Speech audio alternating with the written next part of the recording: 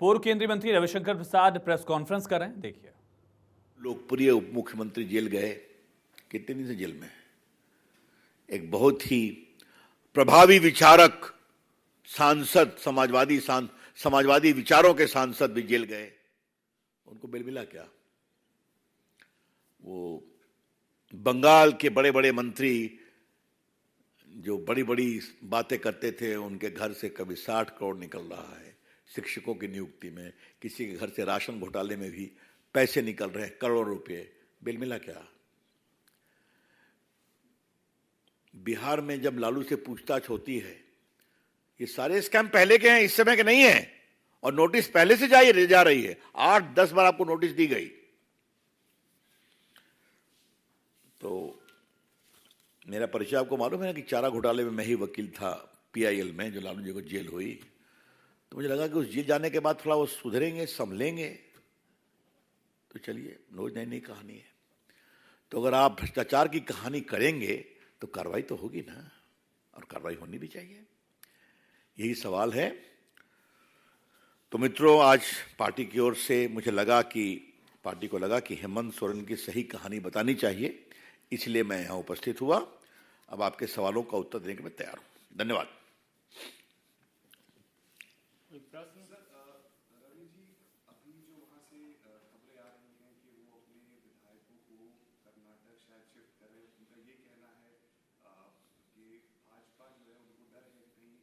हेमंत सोरेन को लेकर press conference BJP की, जिसमें पूर्व केंद्रीय मंत्री रविशंकर प्रसाद को आप सुन रहे थे। तमाम विपक्षी पार्टियां जिनके खिलाफ जांच चल रही है, जिनके ऊपर घोटाले के आरोप है और जिनके नेताओं को जेल हो रही है, उसको लेकर एक निशाना साधा और भ्रष्टाचार के मुद्दे को लेकर मुखरता से इन लोगों के खिलाफ एक बार फिर से उनकी तरफ से स्टेटमेंट दिया गया। लालू प्रसाद यादव के खिलाफ जो कार्रवाई की गई, जो उनसे पूछताछ चल रही है, चारा घोटाले को लेकर जो एक्शन हुआ, उसमें भी उन्होंने बताया कि किस तरह से उन्होंने ही दरअसल PIL दायर की थी। और बड़ी खबर, कई अधिकारियों के साथ मिलकर भ्रष्टाचार किया, ये बीजेपी का कहना है। भ्रष्टाचार में हेमंत सोरेन डूबे हुए हैं, प्रतिबंधित संगठनों के साथ भी हेमंत की घनिष्ठता है। एक बड़ा आरोप हेमंत सोरेन को लेकर बीजेपी की प्रेस कॉन्फ्रेंस, और पूरा परिवार भ्रष्टाचार में संलिप्त है, ये बीजेपी का बड़ा स्टेटमेंट। कहा, अवैध खनन के 4000 से ज्यादा मामले सामने आए, कई अधिकारियों के साथ मिलकर हेमंत सोरेन ने भ्रष्टाचार किया, यह आरोप बीजेपी का। प्रतिबंधित संगठनों के साथ हेमंत सोरेन की घनिष्ठता है, यह आरोप लगाया गया। तो बीजेपी ने प्रेस कॉन्फ्रेंस की हेमंत सोरेन को लेकर। एक तरफ हेमंत सोरेन